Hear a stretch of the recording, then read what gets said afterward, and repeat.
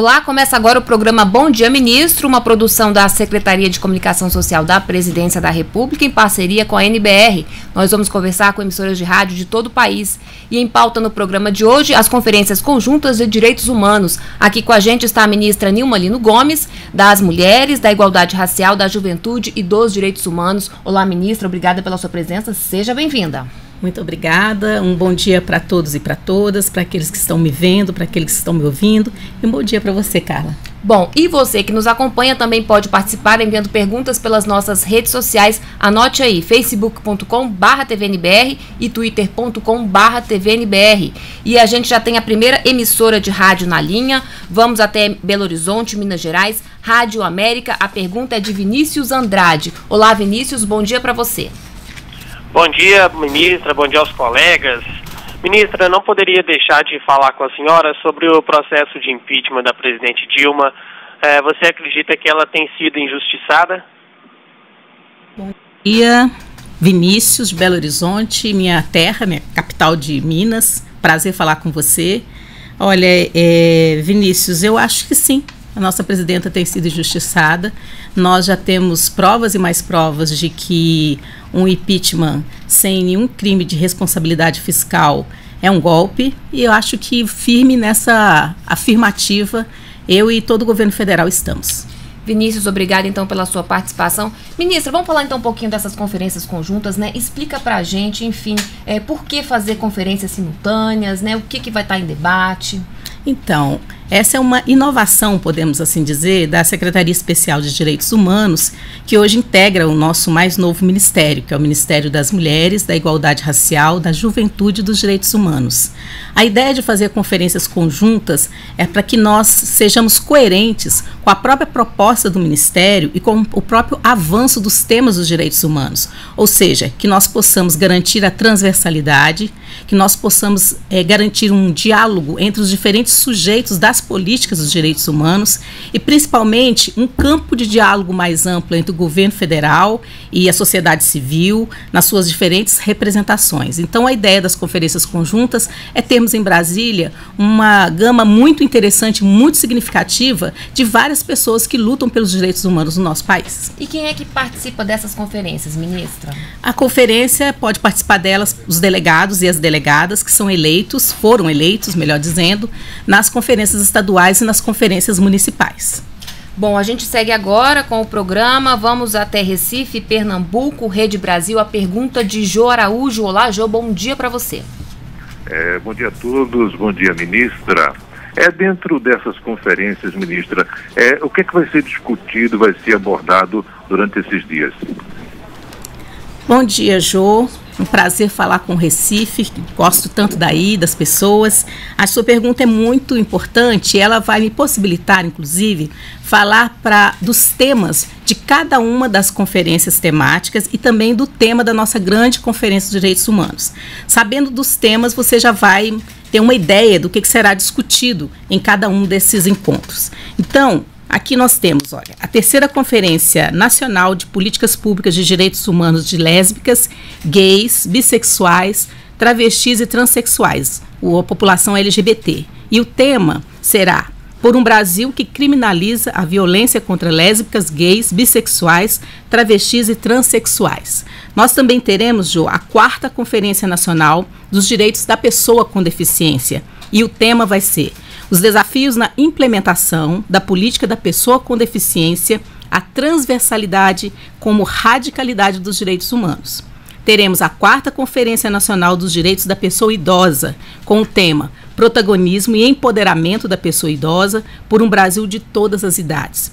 E teremos a 10ª Conferência Nacional dos Direitos da Criança e do Adolescente, que o tema é Política e Plano Decenal de Direitos Humanos de Crianças e Adolescentes, fortalecendo os conselhos dos direitos das crianças e do adolescente. E, por último, a nossa 12ª Conferência Nacional dos Direitos Humanos, que é a culminância de todo esse trabalho, que o tema será Direitos Humanos para Todos e Todas, Democracia, Justiça e Igualdade.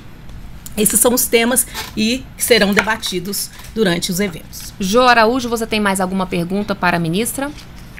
Uma outra pergunta é a seguinte, dentro dos pontos que vão ser abordados, pode surgir algum projeto e se transformar em lei? Olha, o resultado das conferências, os resultados, eles são vários. Então, desde orientações para a própria Secretaria Especial de Direitos Humanos e para o Ministério, podem sair dali ideias e orientações que se transformem, sim, em futuras legislações. Pode sair planos também, planos de ação. Ou seja, os resultados da conferência, eles são imensos, inúmeros. E por isso que é tão importante a articulação e a realização dessas conferências conjuntas. Nós já temos vários resultados, como o próprio Programa Nacional de Direitos Humanos, que é resultado da nossa última conferência e que tem uma série de orientações que nós temos seguido ao longo desses anos. Tá certo, Jô Araújo, muito obrigada então pela sua participação.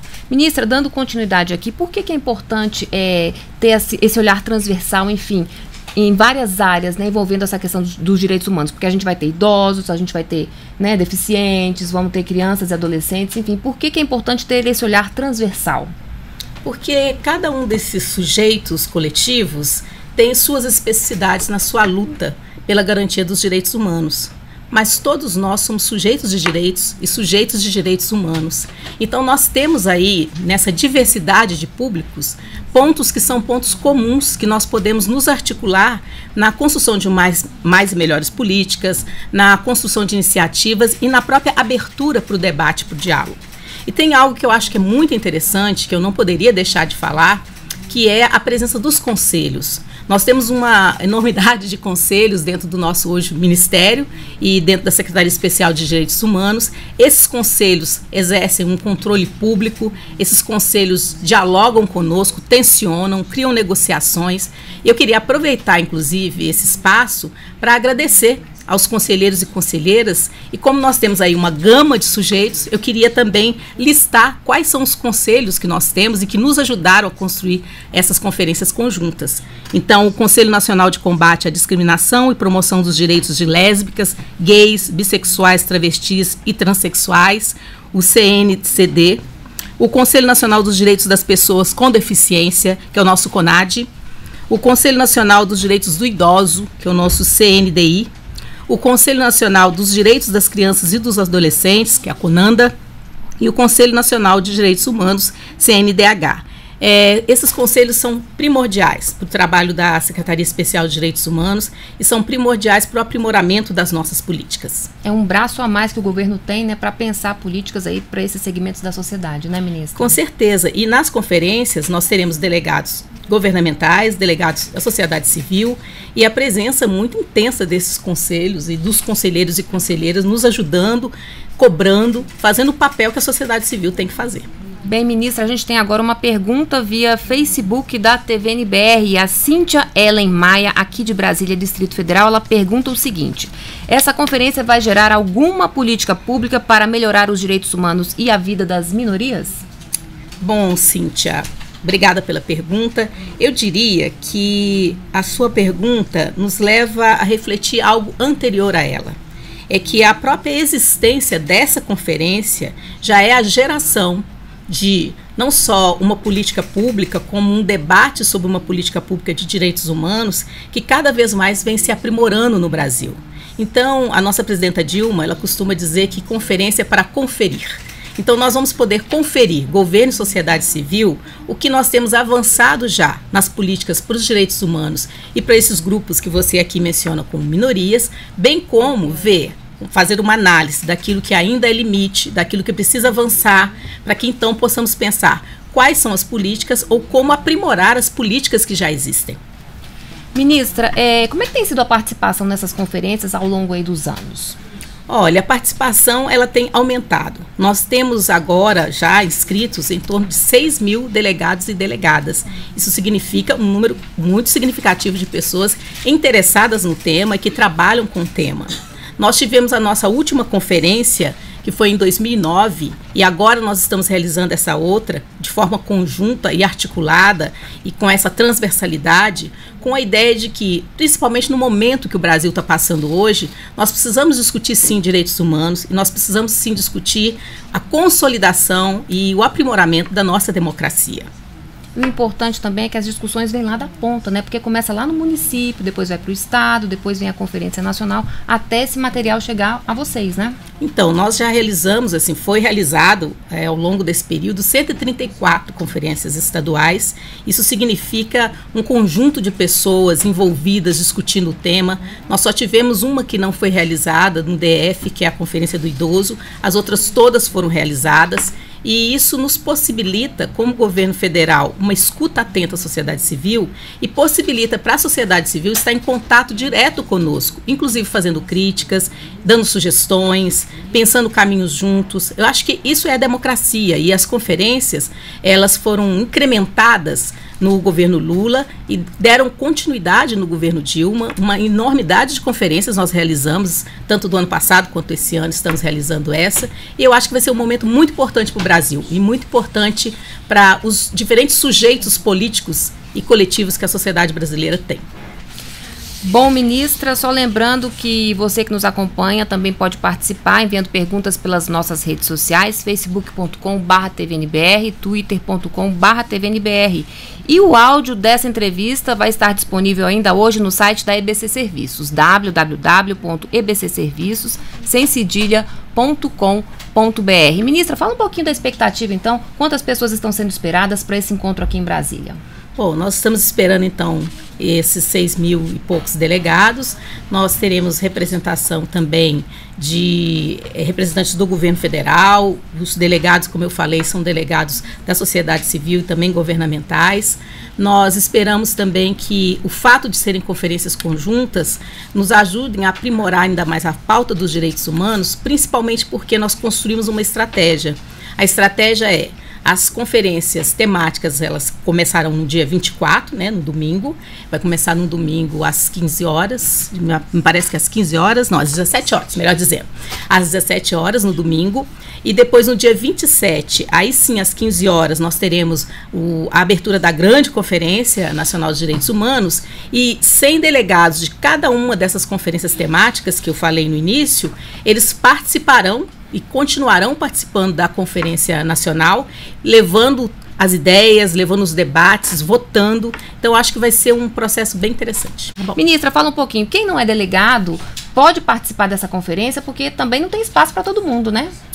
Quem dera se nós tivéssemos espaço para todo mundo, né?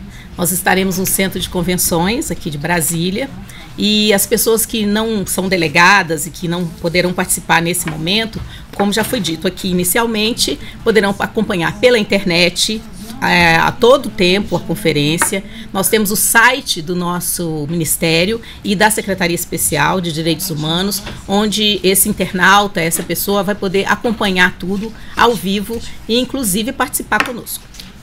Bom, então agora nós vamos para a Rede Rio Mar de Comunicação de Manaus. A pergunta, então, é do Tom Claro. Tom, você nos ouve agora. Bom dia para você. Muito bem. Ministra, bom dia. Seja bem-vindo à Rede Rio Mar de Comunicação. Bom dia. Bom dia, Tom. Bom, nós queremos saber, né, a questão da igualdade racial no país. Como é que está essa política voltada para essa questão que, na verdade, no Amazonas também nós temos problemas, né, Emerson Miranda? Exatamente. E essa questão, principalmente hoje, que é um dia importante para todo o brasileiro, que é o Dia do Índio, e a gente observa que aqui na nossa região esses direitos ainda, nessas políticas, ainda são muito pouco voltadas exclusivamente para essa categoria, principalmente aqui na nossa região. Quais são as propostas que nós temos ainda que o governo federal pode ajudar essa população? Bom dia, Tom. Eu gostaria de reforçar a importância da sua pergunta.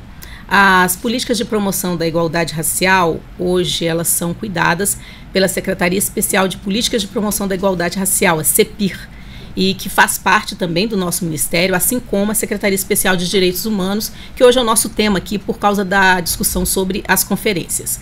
No caso da igualdade racial, nós temos uma série de ações que têm sido realizadas. Eu posso citar para você, por exemplo, o Estatuto da Igualdade Racial, o Sistema Nacional de Promoção da Igualdade Racial, as políticas de cotas nas universidades, a política de cotas nos concursos públicos. Agora, no caso específico da população indígena, tem toda uma discussão e todo um cuidado da FUNAI em relação à população indígena e também do Ministério da Educação, porque nós temos hoje uma política educacional de educação escolar indígena muito mais interessante, muito mais discutida com os povos indígenas do que nós já tivemos antes de 13 anos, antes desses últimos 13 anos. E no caso da CEPIR, o foco dessa secretaria não é necessariamente os indígenas como um dos seus públicos, mas temos começado um diálogo com a FUNAI e com alguns indígenas que já começam a nos procurar, porque o racismo, lamentavelmente, é um fenômeno que atravessa a vida de todos nós e impacta também a vida da população indígena. Então eu diria para você que no caso da questão indígena dentro da CEPIR, ao início de uma conversa para ver como junto com a FUNAI, como junto com o Ministério da Educação, nós poderemos atuar em conjunto.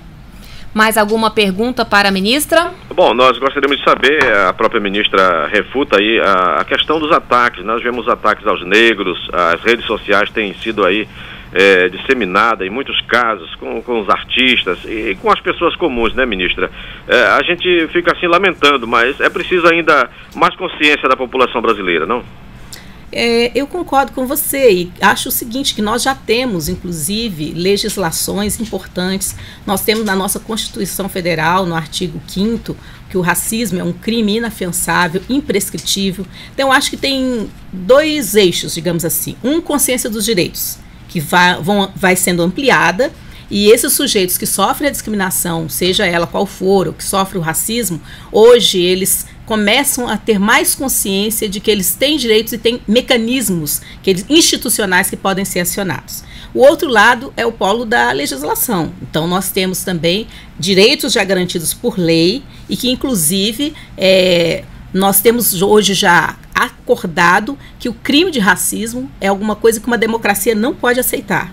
Eu diria também para você que nós temos ouvido muito ultimamente sobre essa questão, há uma onda de ódio no Brasil crescendo, na internet isso tem sido muito veiculado, concordo que isso tem sido vinculado, mas também acho que nós somos um país da paz, e é justamente a paz e a boa convivência entre os brasileiros e as brasileiras que nós apostamos. Porque se eu articular isso com a questão dos direitos humanos, garantir os direitos humanos é garantir a diferença de cada um, o ser cada um como é, e que cada um tenha como um conjunto, como algo comum, a garantia dos direitos para todos. Então eu diria que existe também uma certa influência, digamos assim, de grupos que querem nos fazer acreditar que nós estamos sendo um país do ódio. Mas eu acho que não. Eu acho que alguns grupos têm destilado ódio, mas o Brasil é um país da paz. E é a paz que vai vencer, e é a paz e a democracia que vencerão.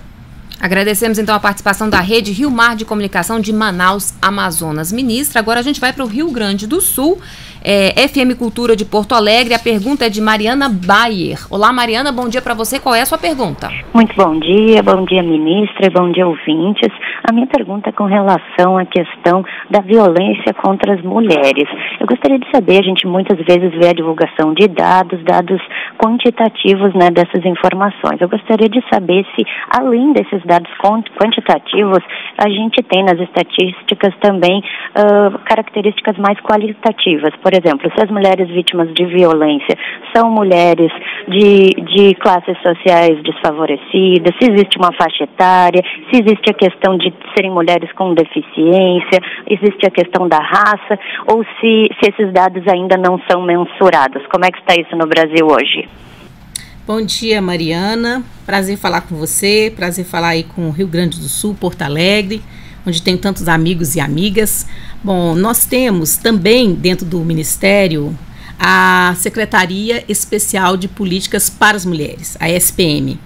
E essa secretaria vem ao longo dos 13 anos de sua existência, ela foi sendo transformada, tinha status de ministério, agora virou uma secretaria especial, porque temos um Ministério das Mulheres, inclusive, Igualdade Racial, Juventude e Direitos Humanos, e a secretaria tem se esforçado enormemente, junto com a sociedade civil, junto com o movimento de mulheres, junto com o movimento feminista, para implementar políticas de enfrentamento à violência contra as mulheres.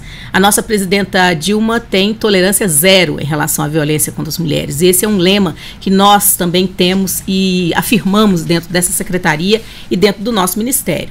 Nós temos o Ligue 180, que tem sido um canal muito importante de serviço para as mulheres que são vítimas de violência, e através das denúncias que são feitas no Disque 180, nós encaminhamos para os setores responsáveis para que essas mulheres possam ser atendidas e ter consciência dos seus direitos. Temos também uma experiência muito interessante que está em curso no Brasil, que é a Casa da Mulher Brasileira. Nós já temos 2 casas construídas e inauguradas e em funcionamento, uma aqui no DF e outra lá em Mato Grosso do Sul. Pretendemos ainda inaugurar mais casas ainda ao longo desse primeiro semestre, e essas casas, elas são um espaço de acolhimento onde as mulheres vítimas de violência, elas são recebidas, acolhidas. Ali você tem defensoria pública, promotoria, tem atendimento psicológico, tem dormitório para questões de passagem dessa mulher, quando ela precisa ficar acolhida naquele lugar. E nós temos, sim, a violência contra a mulher, ela é de tal forma complexa que ela incide de forma diferenciada de acordo com a vulnerabilidade do grupo de mulheres que nós temos no Brasil. Assim, nós tivemos o último mapa da violência, que foi uma pesquisa muito interessante que o nosso Ministério participou, e a SPM também, que mostra que nós temos uma diminuição, sim, ao longo dos anos da violência contra as mulheres. Isso se nós fizermos um recorte de raça-cor, das mulheres brancas nós temos uma diminuição, mas nós tivemos um aumento em relação às mulheres negras. E isso tem duas vertentes. Uma, as mulheres podem estar denunciando mais, porque hoje, inclusive, nós temos serviços que vai até o campo e as mulheres do campo podem fazer denúncia. E outra é o cruzamento de gênero e raça e o cruzamento do sexismo e do racismo. E assim com outras especificidades, digamos assim, do nosso ser mulher. Mariana, mais alguma pergunta para a ministra? Não, estou satisfeita. Muito obrigada pela resposta da ministra e pela oportunidade de participar do programa.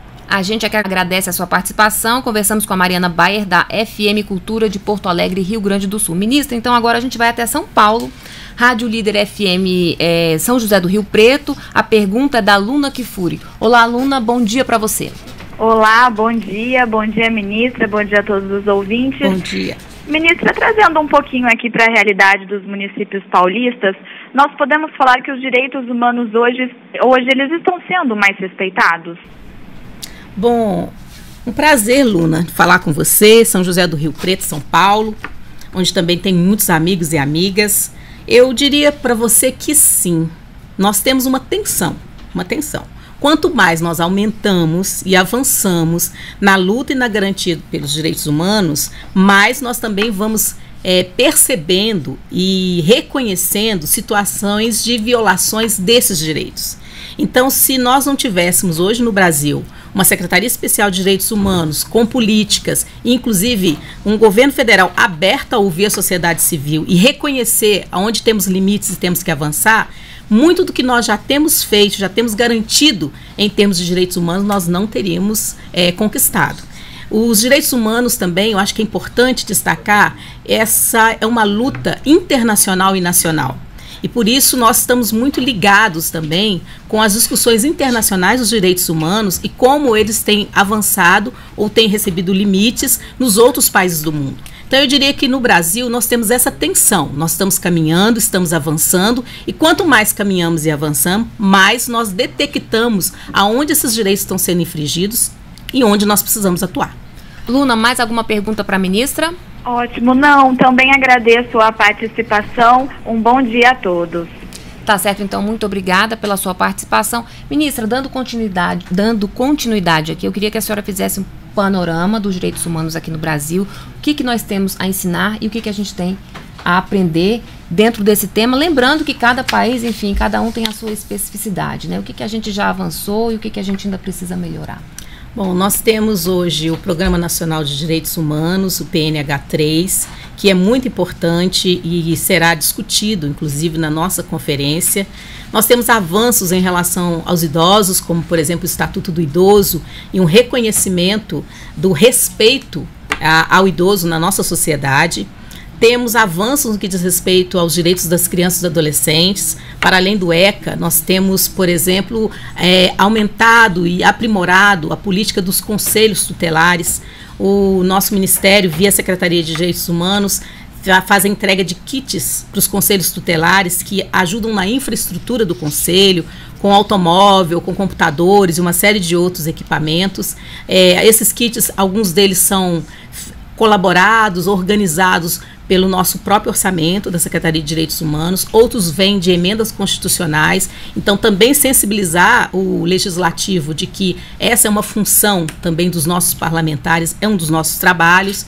Nós temos avançado na discussão da luta LGBT, porque hoje nós temos uma coordenação, coisa que não existia antes, e nós sabemos que essa é uma luta que nós temos que aprimorar e avançar muito mais. E eu diria também que nós temos avanços na questão dos deficientes, como o programa Viver Sem Limite, que foi inclusive premiado internacionalmente como um programa exemplar na área dos direitos das pessoas com deficiência. E para além dos programas governamentais, das ações governamentais, eu acho que aos poucos nós temos na sociedade brasileira uma sensibilidade maior em relação ao tema dos direitos humanos e uma compreensão maior que direitos humanos são direitos de todos e de cada um e que não podem ser negados. Ministra, agora a gente vai para Tocantins, rádio 96,1 FM de Palmas. Vamos conversar com Marcilei Dias. Olá, Marcilei, bom dia para você. Qual é a sua pergunta? Bom dia, ministra. Olha só, ministra Nilma Lino, eu gostaria de saber quais são os principais gargalos. A gente fala muito em direitos humanos, de modo geral, né, das minorias, de transexuais, de idosos, de crianças, enfim. Hoje, quais são os principais gargalos enfrentados no país para que se consiga realmente um êxito nessa luta aí pela igualdade dos direitos humanos? Tudo bem, bom dia, Marcilei. Bom dia para todos aí de Tocantins, Palmas. Prazer falar com você, Marcilei. Olha, Marcilei, nós temos gargalos, como você diz, em todas as áreas, eu acho, da nossa vida social. Porque construir a democracia, fazer o nosso país avançar e consolidar direitos democráticos é um processo lento e longo. No caso dos direitos humanos, eu diria para você que hoje nós temos uma maior consciência dos direitos, que é o que eu conversava com uma outra ouvinte, porque é muito comum, e você já deve ter ouvido frases como, olha, direitos humanos é para cuidar de bandidos, direitos humanos não cuida do cidadão comum.